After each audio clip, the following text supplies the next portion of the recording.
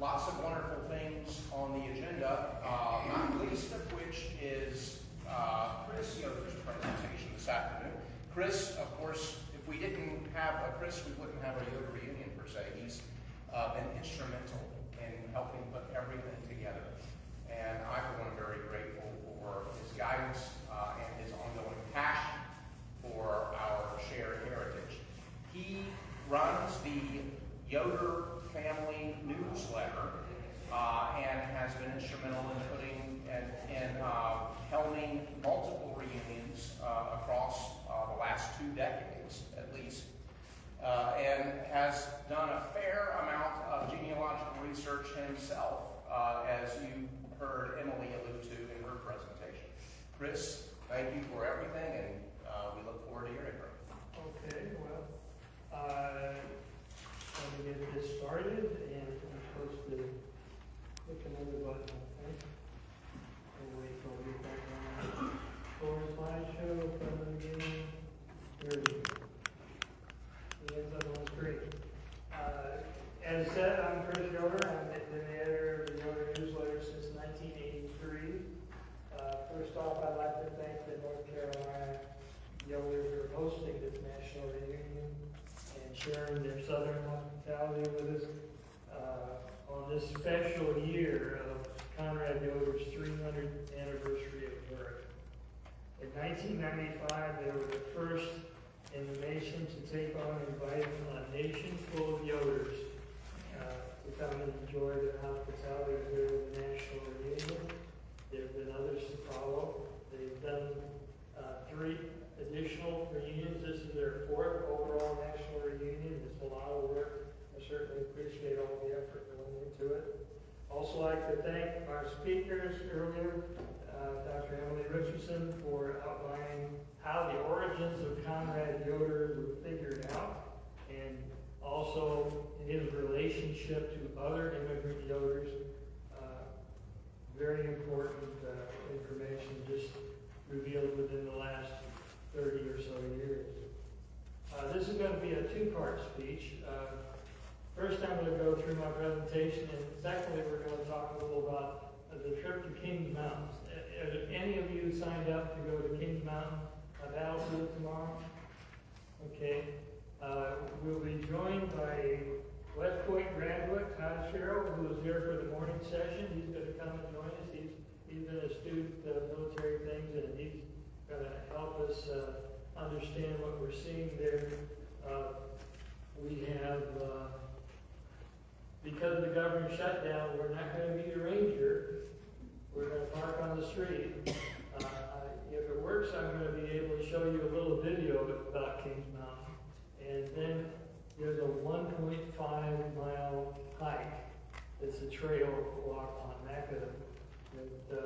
It is a paved trail. A paved trail, yes. And it's one where you can take your phone and call in a number, and you'll hear a story about certain points along that trail. And it loops back to and from the visitor center. So we'll talk about that and hopefully see something at the end of this presentation. This is the Yoder family. The ones in red are the ones I'm going to talk about. We had a nice presentation from Andreas Yoder in Switzerland, Steffensburg, Switzerland, which is the home place for all of the Yoders that have come to America. And I'll go through that. We've already heard from Andreas. I'll talk a little about the Yoder Newsletter. And the origins in Switzerland, how the name came about, their time in Switzerland and in Europe, and then the various Yoder lines, and the different Yoder reunions that were held, including the history of the North Carolina Yoder reunions, which began in 1949, and then look a little about the populations of Yoders and how they're growing across the country. Here you see our first newsletter issued in 1983, and our most recent one, which was published the 1st of October. How many of you are Yoder Newsletter subscribers? Remember, great. Thank you for your support. Years ago, as a teenager, My grandfather had a book at his house in Elkhart, Indiana, called The Descendants of Jacob Hudson, and it included several generations back of our family, and that marked the beginning of my interest in family history. When Carol and I were first married, we lived for a while near Harrisburg, Pennsylvania, and we actually were able to visit some of the spots the family lived in the early days. Years later, my family and I were living in Battle Creek, Michigan, and a book was published with supposedly all the Yoders in the United States and gave their addresses. Well, I got to thinking about that, and I wondered where they came from and how we all fit together.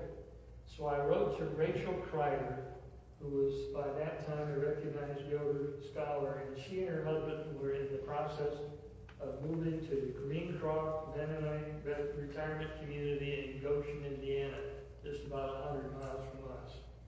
She had been contacted by a retired school teacher from Middlebury, Indiana, named Ben Yoder, who had a similar interest to my own. It was not long before the three of us were sitting together at Rachel's kitchen table, putting together the first copy of the Yoder Newsletter.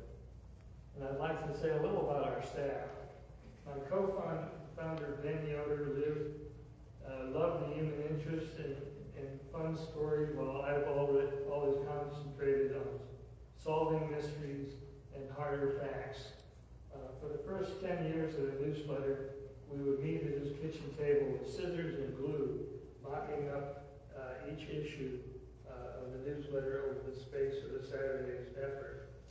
It was a tremendous loss of a partner and friend when he died just short of our 20th issue at the age of 80, while my family and I were living in Saudi Arabia.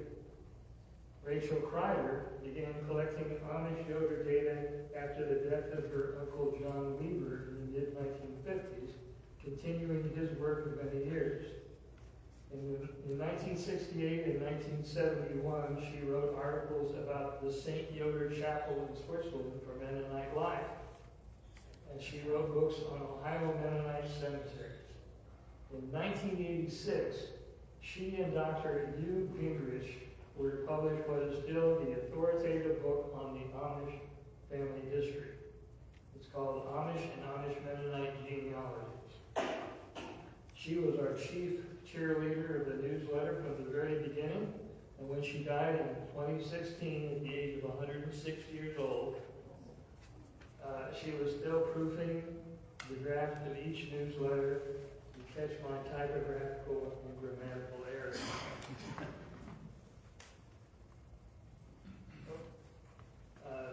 Not long before his death, Ben arranged for and recruited John W. Yoder to help maintain the newsletter subscriber information. He did that for 25 years for us, printing out the mail labels for each issue. He died in 2017 following a 2.5-year battle with cancer. Esther Yoder, who I first met at a 1995 Yoder Reunion here in North Carolina, had her husband been active in building the House of Yoder on the Pennsylvania-Maryland line in Greensville. Soon after our meeting, she also, with her husband, moved to the Greencroft retirement community, and she took over the role of managing our mail and our subscriber base until she retired 18 years later after recruiting Kenneth Yoder to replace her. In the 1990s, technology was changing, and the newsletter could be composed in a Microsoft Word environment and emailed to the printer. We also started putting our accumulated files of Yoder data online, uploading records to a server in Santa Barbara, California. We decided what we needed was an actual web page, so Donald Kaufman of Edmonton, Alberta, answered the call and served as our webmaster for almost 20 years, retiring in 2016, and we were lucky to find volunteers from Chippewa, Indiana, Leon and Shad Yoder of Black Anvil Creative. And they support our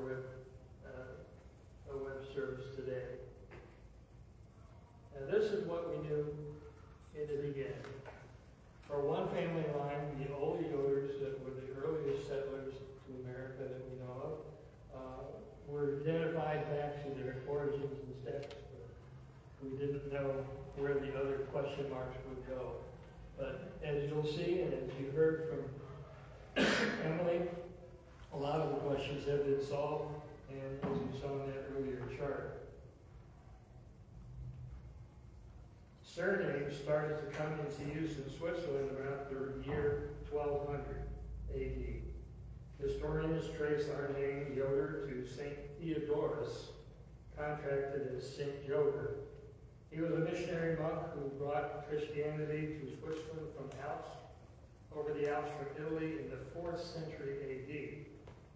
He came to be honored throughout the region, and in 1981, Luxembourg issued a postage stamp commemorating his 1,600th year as a bishop. The Swiss Reformed Church still celebrates the 16th of August as St. Yoder's Day, and so of course we can celebrate it too in America. And go to the Yoder website, you can download a card that you can print off and send all your friends. Stories of Christian martyrs are an important part of Anabaptist religious history, and it's interesting that long before the Reformation, our family took its name from someone closely related to such martyrs. The Theban martyrs were a Roman legion of 6,666 Coptic Christians from Egypt. They were part of an army that marched into France in 286 AD to help put down a rebellion. Like Shadrach, Meshach, and Abednego, 8 centuries before them, they were ordered to sacrifice to heathen gods before the battle, and they refused. The story goes that they were decimated. 1 out of every 10 person was killed. The order was repeated. They refused again, and the punishment was repeated. And finally, they recognized that they weren't getting anywhere with these guys, and they killed them all. Years later, St. Theodore found their graves and built a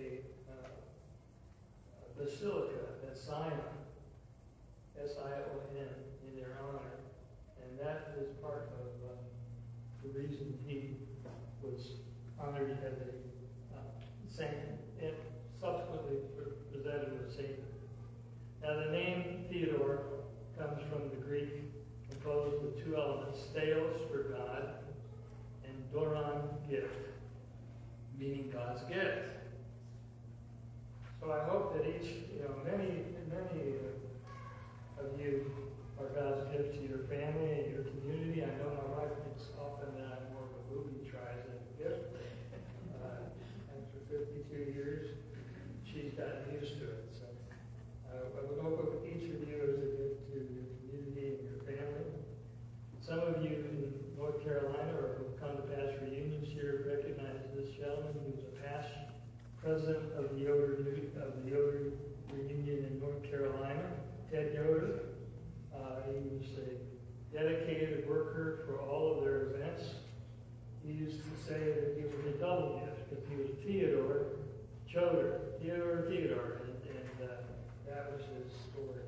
He was a great storyteller and entertained many people at every time the Yoders got together with history and funny stories about the family.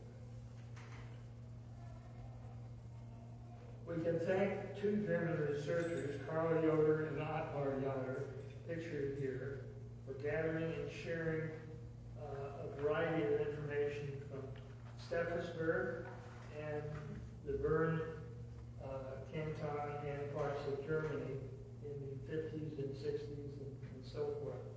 And that they both worked with Andreas' father at different points. Andreas mentioned his father, Hans Jakob, and his efforts to digitize and work with local data.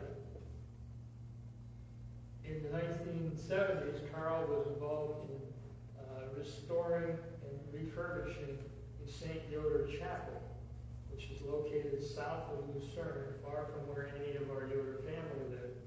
But it's a beautiful place, and it's got a lot of meaning for some Yoders today as a site to visit.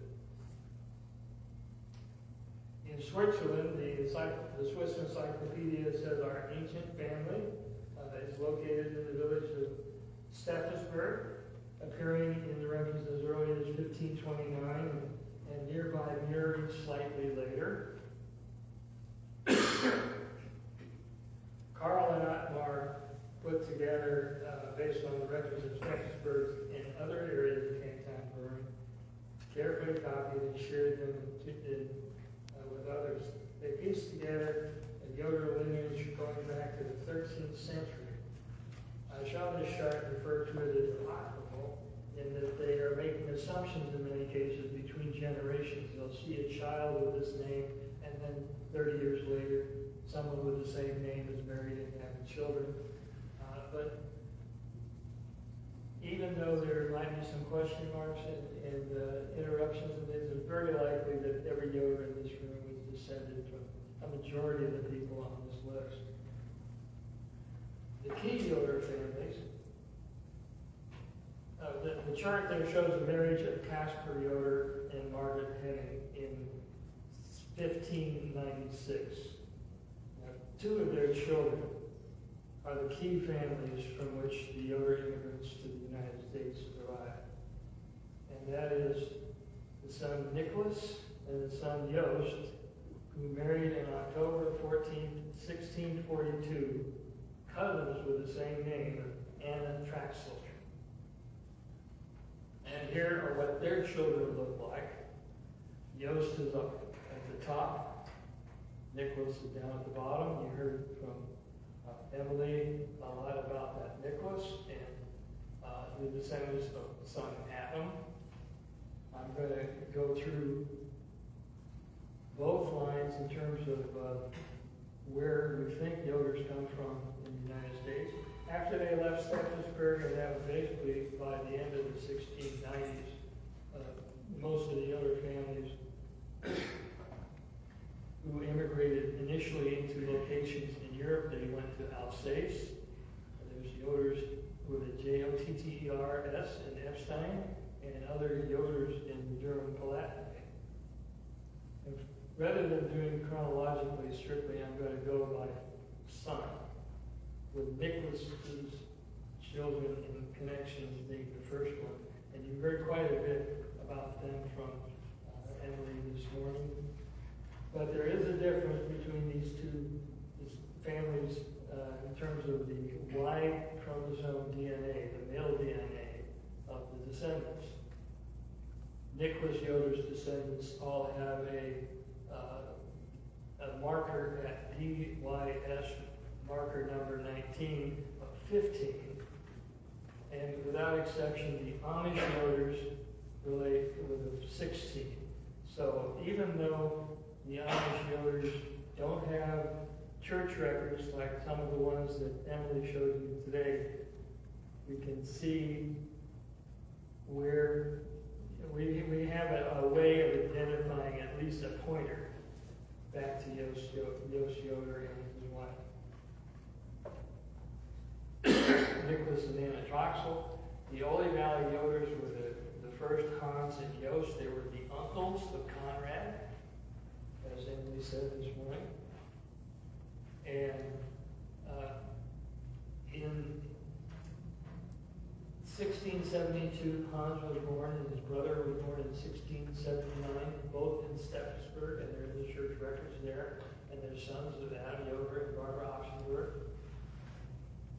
In 1709, that record that you see down in the lower right is a church record from Schwechten, Germany, and it says, Hans Yoder has left for the island of Pennsylvania.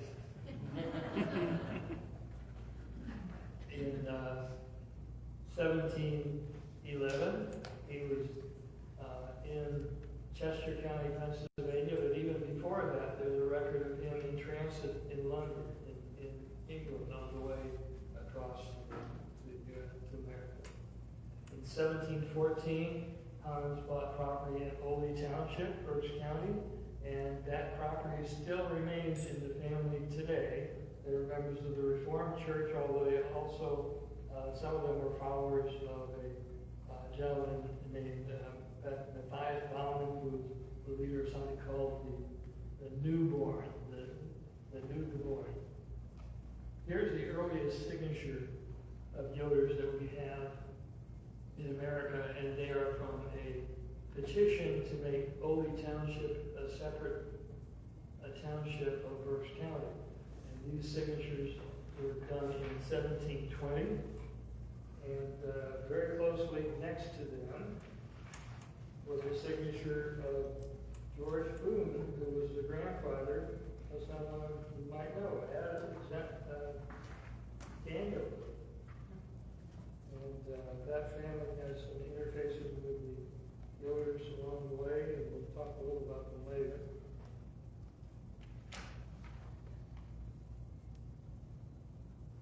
Oh, the aerial photo, that shows the homestead. It's just north of Pleasantville, in Berks County. And that picture was taken from a military helicopter by my son several years ago. But all the buildings are in pretty good shape, and they maintain. They've got a resident living there. The owners are in Florida and Oregon, two members of the family, but they make sure it keeps good. And they posted several reunions there. One of the stories, one of the itinerants who frequently visited the Hans Yoder homestead was the famous Johnny Appleseed, who lived from 1774 to 1845. He came for the seed because they had a fine apple orchard, as well as the apple press. Writing in 1932, Margaret Mauger Page reported, "My grandmother often told me about him. She said he was odd, but very kind to the children. And she had been a child when she knew him, telling them long and interesting stories." I'd like to thank the Yoder researchers, the various people in the family from early days on. Dr. Don Yoder was mentioned this morning, and certainly he played a key role in linking this line back to Switzerland. And one of the noteworthy descendants, particularly as we approach the America 250 celebrations, is a fellow named Captain Jacob Yoder, who was a great-grandson of Hans Yoder, and he was born not far from the homestead in 1758. He left home when he was 13 and entered the Army when he was 18.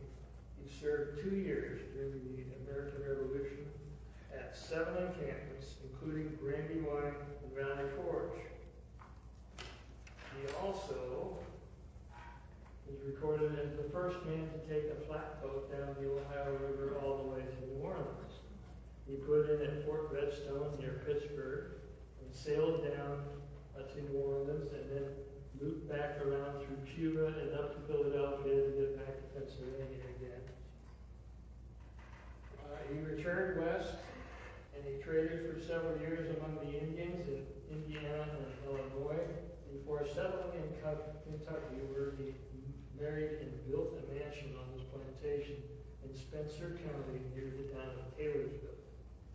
This Jacob Yoder's property remained in the family hands until quite recently, and for many years he was the only Yoder we knew of who owned slaves, having a number of them, some reportedly coming from members of the Daniel Boone family. Now, thanks to the research of Conrad Yoder and Widener researcher Kathy Gunter Sullivan, we now know that the will of Heinrich Widener's widow Catherine left her slave girl Phyllis to her granddaughter Catherine Dellinger Yoder, wife of Conrad's son Jacob. Emily has not been able to find out what the disposition was of Phyllis, but the family moved to Indiana, and there's no census record of her staying with the family. I know there's at least one member of the Ola Yoders present in the audience. Could you raise your hand? Right there. Thank you. Hans Yoder of Great Swamp. Oh, well, let me before I go. This is a picture of the house, the cemetery, and outside of the cemetery wall is a stone commemorating a group grave for the area in which their family slaves were buried. And that basically is where the house looks like today. It's been lovingly restored. Some of the outbuildings that had fallen down have been rebuilt. And that brings us to America 250 celebration in Taylorsville, Kentucky. They have, the new owners and the previous ones have offered, invited all the owners who would be interested to come and celebrate the 4th of July next year in Taylorsville, to march in the Taylorsville parade in the Yoder Family group, to attend the dedication of a memorial that lists some 56 Spencer County Revolutionary veterans who died in the county, and then stay around for the fireworks and have a good time. Of course, there are a lot of good things in the area too. Bardstown, Kentucky, the Ark isn't that far away if people want to go and see the Ark. But the next day, the 5th of July, we've been offered a private conducted tour of the homestead inside the mountain. And so if anyone's interested, drop me an email and I'll keep you on the mailing list, and as plans evolve toward doing something along this line, we'll keep you informed, and also we'll be on the Facebook page. Hans of Great Swamp, from the Mennonite line. He came over, he was a Mennonite when he came. He settled in the Mennonite community. And I know we have a Mennonite Hans of Great Swamp descendant. Did I have it? Great. He came, he almost certainly arrived on one of 3 ships of Mennonites docking in Philadelphia on August 17th, 1770. And when he arrived, Philadelphia was a city of only 5,000 people. Hans bought property in Bucks County, Pennsylvania in January of 1720. Earlier Mennonites had arrived in 1710, with many settling in Lancaster County, Pennsylvania. One of these, Martin Kennedy, was designated to return to Europe and encourage others to come to America. Estimates are that by 1732, nearly 1/5 of the Mennonites in the German Palatinate had done that and come to America. And thanks to the record of David Schultze, who was mentioned this morning, we know that Hans the immigrant died in the year 1753. That was one of the records that we read. His property consisted of 99 acres in Lower Milford Township, directly north of the present Quakertown Airport. And here is his line of his family. The family rapidly spread from Bucks County into Lehigh County in Pennsylvania, Medina and Mahoning County in Ohio, and Elkhart County in Indiana. A couple of years ago, the Yoder Newsletter hired a professional to research and transcribe the Steffensburg Yoder estate records held in Bern. And these let us correct the relationship between several families in the key immigrant generation as described by Carl and Otmar Yoder. One was the family of Nicholas's son Casper, who at death had children both in the Palatinate. He was living in Steffensburg, and also other children who remained in Steffensburg with him. Casper's son Hans was born in 1677, according to Steffensburg records, was referenced to by 1724 as, quote, having gone to some foreign country. Moreover, it did not know if he was alive. Well, our Mennonite Hans had been born about 1680. He was in Pennsylvania before 1720. And he is the only known Yoder to have used the name Casper among his children and his grandchildren. So we feel very like, we've got a question mark on our chart, but we feel it's very likely that this was he, and that we've discovered his origins. So the ties between Hans and Jost of Olde and Hans of the Mennonite line are that they would be first cousins. One of the notable descendants of Hans of Great Swamp really wasn't a swamp, but the German word swamp, it was really a meadow, but he's come to be called Hans of Great Swamp. Descendants include the former Secretary of State of Montana, Abraham Yoder, Jacob Eschbach Yoder, who after the Civil War established a school for freed slaves in Lynchburg, Virginia, and actress Tina Yothers of the TV show Family Ties. And then we got Conrad, and we heard details about him. I won't need to go into many. Here is the full array of children of Conrad. The book by Dr. Fred Yoder on Yoders of North Carolina only covers the two sons who stayed here in the community in Catawba and Lincoln County, namely John and son David.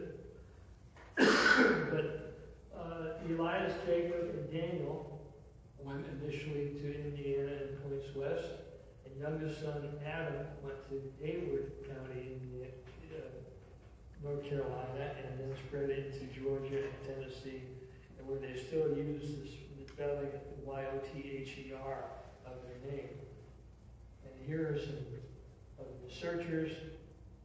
Colonel George Yoder, of course, the historian that kind of presaged them all. His grandson, Fred Roy Yoder, who ended up being very active with the North Carolina Yoder group and leading in many of the items that they have accomplished over the years.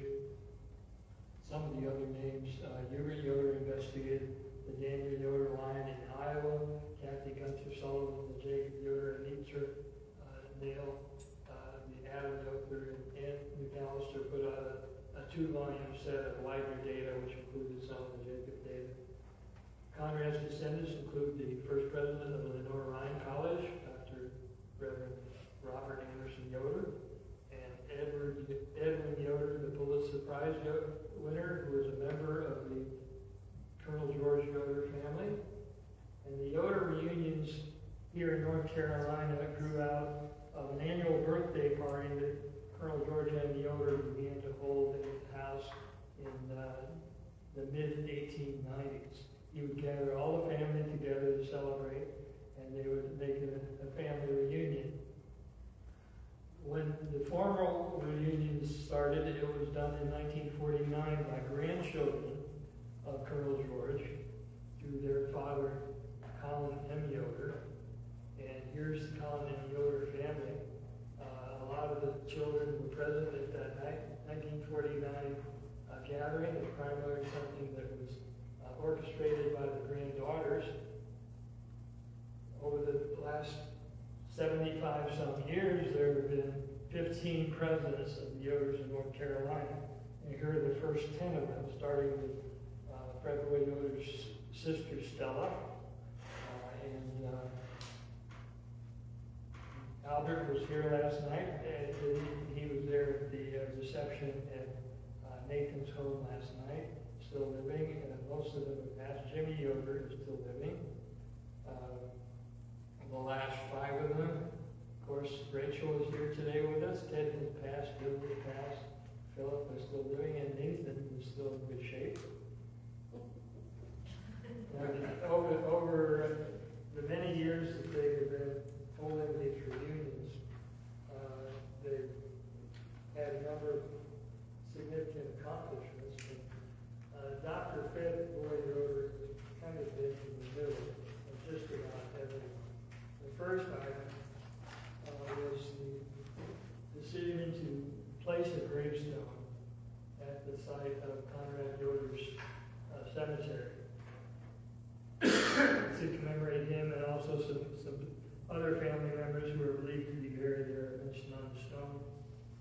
No date of birth was given because none was known, but we knew from the Schultze diary that his year of death was 1790.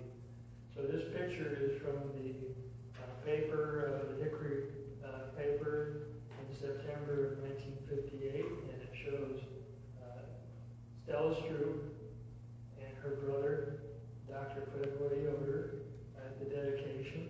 A young lady about 6 years old who's still living in Charlotte called Josie Taylor unveiled the marker. And that was just the first of many accomplishments. He was a spark plug. Fred Roy Yoder was the spark plug for many of these prime accomplishments, and I'll go through some of them. But beginning with the stone, the gravestone, his suggestions led to a replacement for deteriorated markers for Conrad's son John and grandson Michael. In 1970, after many years of effort, he published the Yoders of North Carolina book, which I think we have copies here available. Yes, they are. $20 right on the table. How much? $20. $20. This is a reprinted version of the original.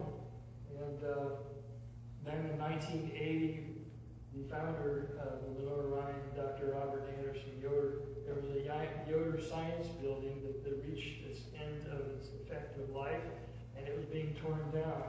And the Yoder family felt there needed to be some kind of memorial or permanent marker for that Dr. Anderson Yoder, Robert Anderson Yoder. And they helped with raising money to place a sundial, a memorial sundial, at the college, which still is there today. I told you that the North Carolina Yoders kind of led the way with the Yoder Reunions, 1995, the year 2000, in which the reunion was called Y2K and NC Yoder Y2K. But that was kind of a catchy thing. Obviously, I've forgotten exactly how it went. But 2012, and then again, the one today. Now, as part of celebrating Conrad's 300th birthday, the Yoder Newsletter, we decided to make this the year of Conrad Yoder, and one of our featured articles in both the April edition and the September edition was on Conrad.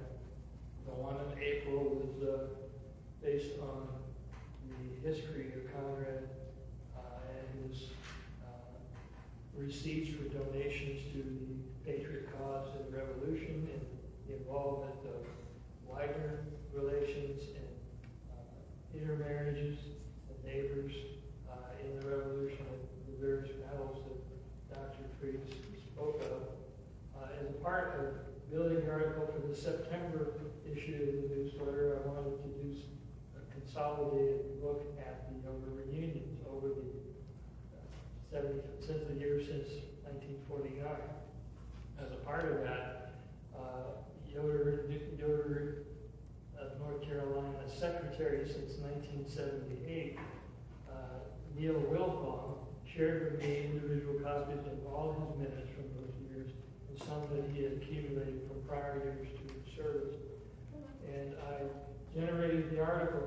At the same time, I had all that information, so we put together a book and published it on Amazon Publishing. It's 88 pages with colored pictures, and it's indexed. And it can be ordered if you have an Amazon account. If you don't have an Amazon account, you can have a friend order it, or you can establish a guest account and order it. And we've got like three copies left with Nathan. We'll be glad to sell you all the proceeds and all any royalties through Amazon. And it's like for the paperback version, it's over $4. We'll go into the Yoder Memorial Fund Kitty for the group here. Melchior Yoder, he was naturalized in 1765, and there's just done a groundbreaking book on him. He corresponded, he and his brother both corresponded with Conrad in North Carolina through the Schultze diaries. They show us that by 1798 he was in Gold Hills, Snyder County, Pennsylvania, where his family helped built a church there. He died before December of 1820 in Newton County. Here is his birth record in Germany. And as we know now, Melchior was the nephew of Conrad, and his grandfather's brothers were Hans and Jost of the Holy Group. Some of the significant researchers.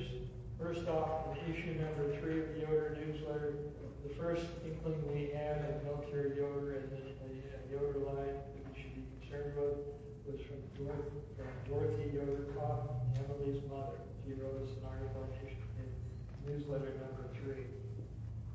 Part of the family took on the name, the additional letter of Yoder with an S on it, Yoders. And Carl Yoders of Southwest Pennsylvania researched that line. And then for something like 30 years, Donald and Grace Honeywell became the line coordinators for that Melchior line, and spent countless hours gathering information and so forth. Then Don died a couple of years ago at the age of 93, but before that happened, he turned his files and his mission over to Emily. And she now has those books available in the hallway. It's very tough. I know we have some Melchior Yoder books in the history. Front row, all 4 of them right there in front of them. There's also a group of Yoders living in Epstein, Germany. And the German researchers point them to a particular couple in the Steffensburg group, but they don't seem to hold the Y DNA match to actually support that speculation, so we don't really know how these Epstein people connect. And now the Amish line, the Yoders that have the 16 instead of the 15 and Y-DNA marker 15. And the first in this group were the families of Christian Yoder, who in the Kreider Gingrich book is identified as YR2. And then it's understood that on the same boat arrived the widow Barbara, because her husband died at sea.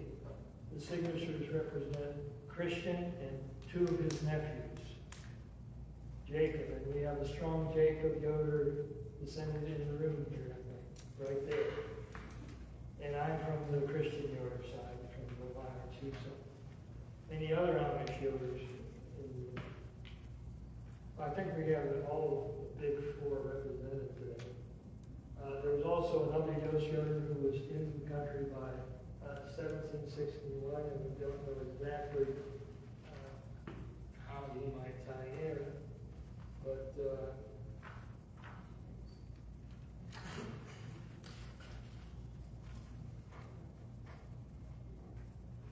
the ship sailed from Rotterdam and stopped in Deal, England, arriving in Philadelphia September 21st, 1742. And these pictures represent roughly what those towns looked like. The fortress in Deal, England is still pretty much looking like that.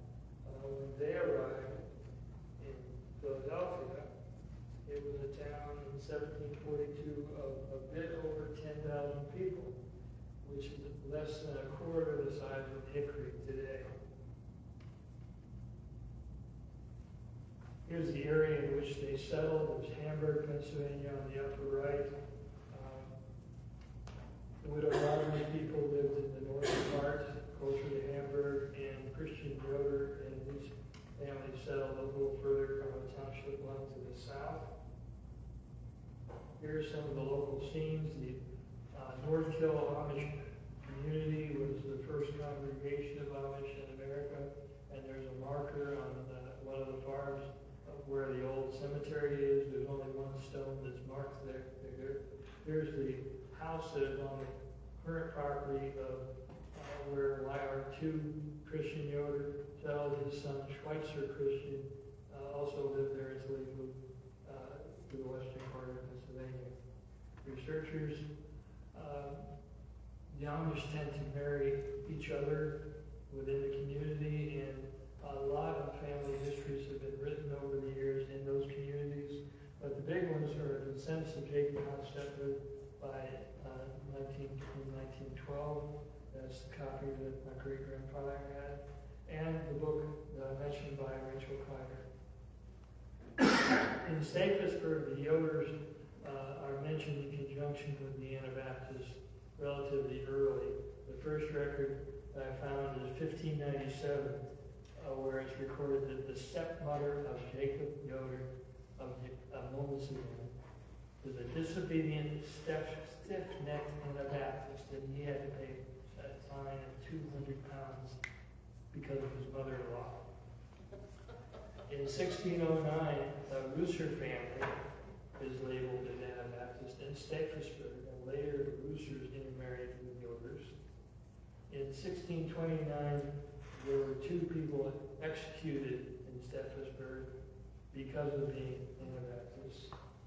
In 1659, Melchior Brenniman of Stephenburg, a husband of a Rooser, was held in jail at Thun, which is a mile or so south. It was on that beach area where you saw it earlier in the day in the Andreas Yoder clip.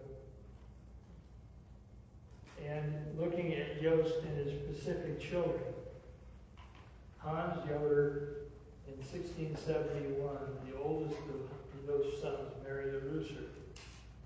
In 1679, Christian Yoder, who was identified as Y68, age 22, was fined 50 kroner for letting Ulrich Müller, a precursor to Jacob Ammann and the Anabaptist preacher in the area, preach on his property in the town of Thun, a mile south of Stephenburg.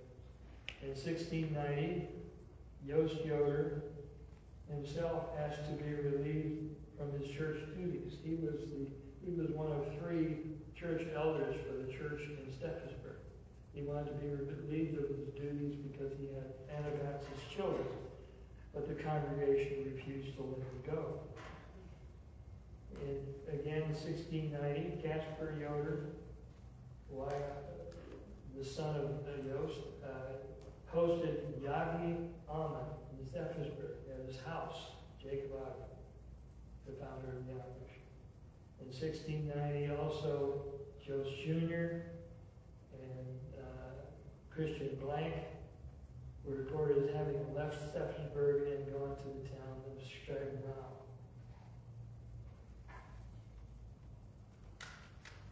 In 1692, the Bernese provincial governor, Karl Emanuel, who was an ardent opponent of the Anabaptists, ordered the 85-year-old Jost Yoder, along with 2 other members of the church court, taken down the river to burn as hostages. They were there lodged in the most expensive inn in town at their own expense, with the idea that the pressure on their purse strings would cause them to give up the names of the Anabaptists in their congregation. They remained silent and were finally released 6 months later. In 1695, the records show that Jost's son Christian and son-in-law Hans Rupp had immigrated from Stephenburg. Jost's son-in-law Christian Blank was with Ammann at the meeting in which he had a blow up with the Mennonite leaders over religious doctrine, and he excommunicated all the Mennonites, which led to the big schism between the Amish and the Mennonites. Blank was later recorded to have reconciled with the Mennonites. Is also said to have been the first person who ever used the term Amish to describe the followers of Jacob Ammann. It appears in a letter he wrote in the early 1700s. At some point, the words in the Stephenburg church records, which described how honorable and wise the senior Jost was, were crossed off in pen, and most, if not all, of his children had moved away by the end of 1695. Historian Robert Becher calls Stephenburg and St. Maria in Alsace Alsace, the twin cradles of the Amish. In the 1690s, over 40 families immigrated from Steffensburg to that area, including a number of Yost children. Yoder, who I mentioned earlier, was already living there and was joined by A.J. Bauman and others, including Yost's son, Christian, Yost Jr., Peter, and not far away from them, Casper. Here you see the educated signature of Christian Yoder on the left, and the kind of scribbled signature of Jacob Bauman on the right. Not necessarily a reflection on their education, they were just their signatures, but and you see a postcard of that community from the early 1900s.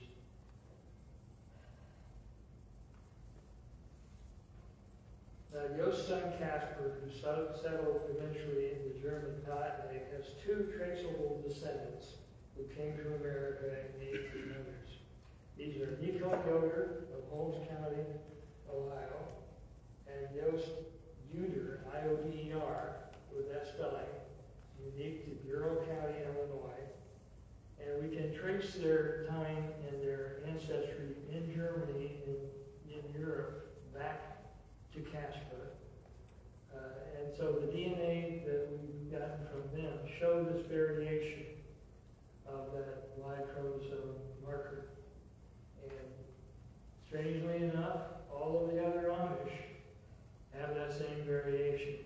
So that's, to us, a certain sign that our earlier Amish immigrants of 1742 are certainly descended from one of the sons, one of the other sons of Yost, because as you see, the ones in Switzerland kept the name Christian. And so it couldn't have been in one of those lines. That couldn't have been two places at once. So the Amish historian Leroy Beachy believes that the likely descendant, the likely father of the immigrants of 1742 was Jacob, who married a Marina Kaufman, and he bases it on the fact that there were Kaufmans who settled in the same general area of Berks County as the 1742 immigrants. But at the newsletter, we still say we don't know.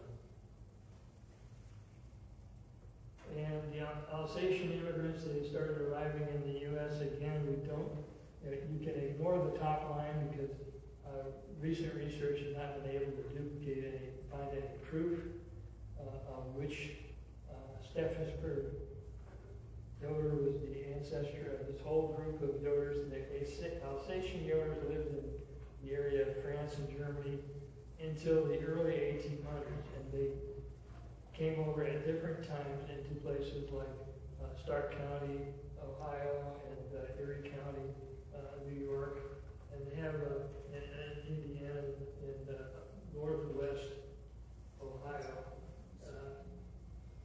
But Joe Springer of Goshen College has recently done a 2-volume book on the Amish early settlers from Mont Bayard area in Switzerland, and he has given us information for one of our Yoder newsletters that outlines as much as he could prove. In this family, there's an interesting person, Captain Joseph Yoder, he was born in 1789 and died in 1874, and he reportedly was born in Switzerland. He immigrated to France and then was forced into the army of Napoleon and took part in the march upon Moscow. He brought his family to Stark County, initially Ohio, in 1825, and the descendants and relatives settled in St. Joe County, Michigan. And then there are a variety of other Bavarian and German-based immigrants to the U.S. Some of them, we have DNA testing that shows they are Amish, some of them we do not. The black dots represent the later Amish immigrants. The certain dots that are open to the circle represent communities in the country that are settled by people who family came from the earliest, 1742 and the pre-1800 generations. I call this chart my rose by any other name chart. The different family lines all apparently originated with the Yoder family of Stafford. We have descendants with all of the spellings you see at the bottom, the various spellings. Most common is Yoder by ER, less so by ERS, and others that you see there. Yoder and Yothers are also probably the top 10. Where do we live? Well, in 1990, Yoder was the 1,118th most common name in the U.S. Census. You see down below a table that shows up to 1850, those are individual families by spelling of the surname. After 1850, we had counts of individual people in the census, and so those were the individual people. But in 1990, there were 35,000 of us with the Yoder spelling, which was 0.11% of the U.S. population. And as of 2000, it was the 707th most common name, with over 44,000.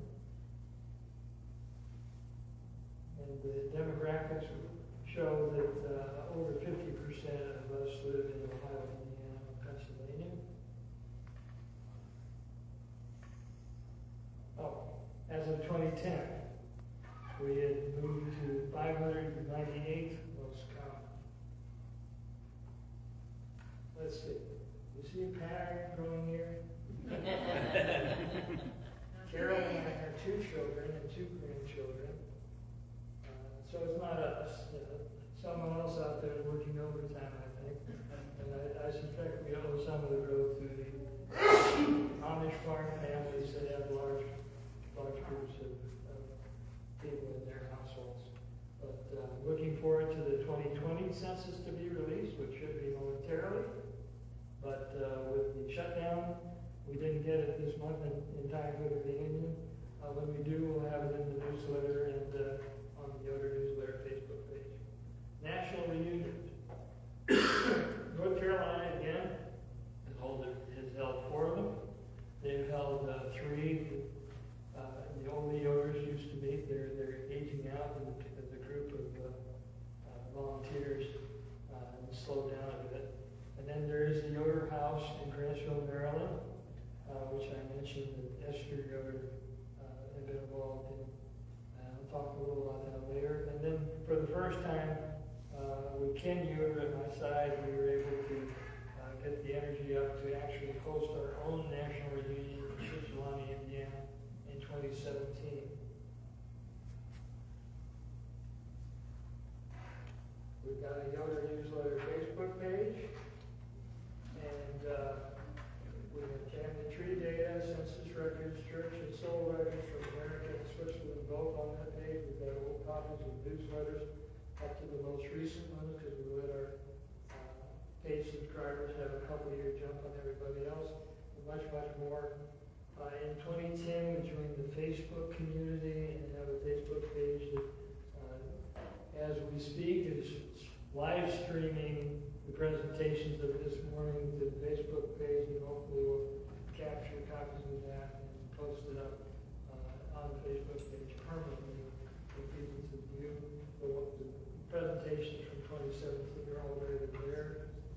And on Facebook, we now have 2,100 friends following us, and I don't know what that means in terms of how many people actually look at anything that we put up with. And then over the last 43 years of publishing, every 25 issues, which is 12 and a half years, we put together a consolidated book and indexed it and made it available. They can be ordered like the one on the North Carolina Yoder Reunion through Amazon. And again, if you don't have a subscription to Amazon, you can get a guest membership and still order the books if you'd like. Got a few with me. House of Yoder. thanks to our hard copy newsletter subscribers, paying $5 a year for 2 8-page issues in April and October, we've had a little kitty to do many things with, including mail-outs for national reunions. We did a number of them for this one. We paid for some of the European research and many of the DNA tests and lines where we had a particular interest in solving the mystery. We were also able to make contributions to the building of the House of Yoder in Nashville. And at the 1995 North Carolina Yoder Reunion, Gerald Yoder, who was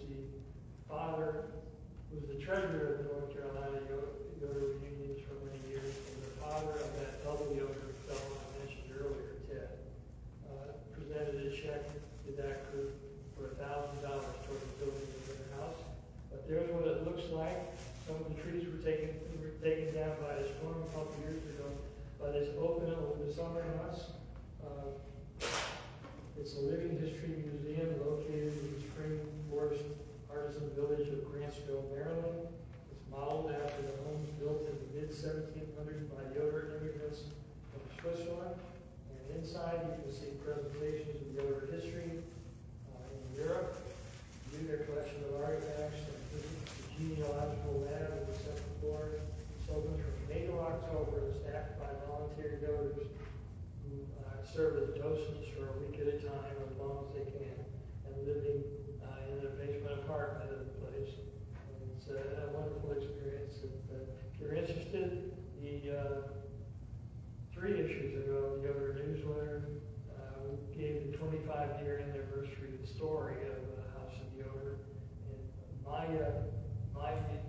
M-A-Y-L-A Yoder is the secretary for that group and does their newsletter and also coordinates the people that want to be docents. So if you're interested, contact her. If you can't find her, you guys contact me and I'll give it to you. In summary, here's what we look like. 43 years ago, we did not know where the question marks led. There's still some question marks, but lines are much clearer, and we know we can truly call each other cousins today. At some of the other events, this trot clock, which was prepared and donated a couple of years ago for one of the reunions by Stephen Yoder of Phoenix, Arizona, will be hung up so you can have your picture taken in front of one of the Stephenburg, that's the Stephenburg Church clock tower right there, or that St. Yoder Chapel that you saw on the early slide, and that's much cheaper than a plane ticket. These are things that you have done. You visited a place of great significance. In her presentation this morning, Emily concluded by encouraging us all to write and pass down the beloved stories in our own families so they can be enjoyed by future generations. We've had today a lot of raw facts and information about various people and Yoders in our trees.